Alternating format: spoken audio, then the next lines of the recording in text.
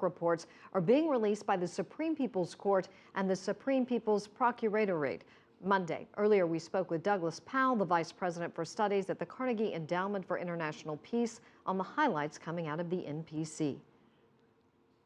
Well, we've set an approximate target of 7.5% growth, and they've indicated some important bandwidth for currency rising and falling in the markets.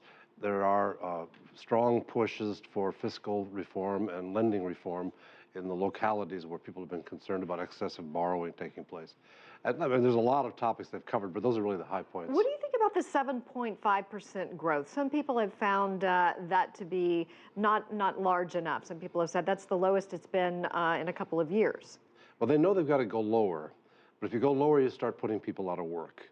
And I think what they did was they sort of said, we can't go much lower than 7, and others want to go to 8, so let's pick something around 7.5%, because that's where we've been the last couple of years, and it'll allow us to keep employing young people coming out of school looking for jobs. What about the increased military spending at 12.2%? Do you feel like that? Are you surprised by that? No, it's been almost 20 years of double-digit increases announced every year.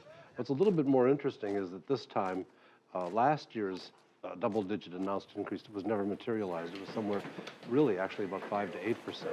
They don't take into account inflation, and so it tends to make it look a little bit larger than it is. But it is the world's fastest-growing military expenditure program. The pollution, obviously, they've talked about shutting down coal-fired refineries, reducing the sulfur and nitrogen emissions, removing the old cars from the roads, encouraging diesel-fueled vehicles. How important is this? Well, those are all important steps China's going to have to take down the road.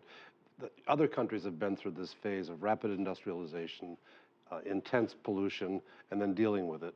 China's starting to deal with it, but there's a very uneven record so far. For example, they've got some new advanced coal gasification plants in Western China, but they don't turn the scrubbers on to get the nitric oxide out of the air. And you got to do both to make it work, and that's part of what has to be done going forward on better implementation. All right. You know, a lot of people were taken aback by some of the reforms announced earlier about the relaxing the one-child policy somewhat and getting rid of the labor camps as we know them. What are you looking for to come out of this conference in regards to that? Well, the labor camp issue seems to have been already decided. Now, in China, there's always the possibility that if you squeeze the balloon on labor camps, there may be something new that'll pop up that'll be a replacement for them. We haven't seen that yet. That's what I would watch for. On the other issues, it's a bit early to tell. This is still the first year of what will be a 10-year reform program, and a lot of this is just a notional statement of intent rather than real results. On the one-child family rule, what's interesting is they are liberalizing so that people who come from one-child families can have 2. But the practice throughout Asia is people don't have the second child because it's so costly to educate them or to find housing for them. And so as in Hong Kong, Taiwan, and South Korea, Japan, they tend to be about 1.1 or 1.2 kids per family. And I think China's going to end up about the same.